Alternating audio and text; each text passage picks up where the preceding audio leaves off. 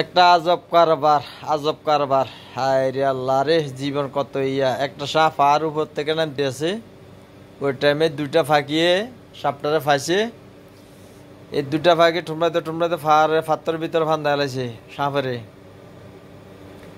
এখন সাপ তো জীবন তো সবার আছে। এখন দেখেন, জীবন বাঁচানোর জন্য সাপ দিয়ে ফাত্তরের ভিতরে হানছে, ফাত্তর থেকে বাইরেও না। দুইটা ফাঁকি বহু চেষ্টা করতেছে এই সাপটাকে ভিতর থেকে বাইর করার জন্য। বাইর করতে পারলে তো এরা ঠুমরা মারিয়ে লাইব। অনেক চেষ্টা করতে আছে দুইটা পাখি।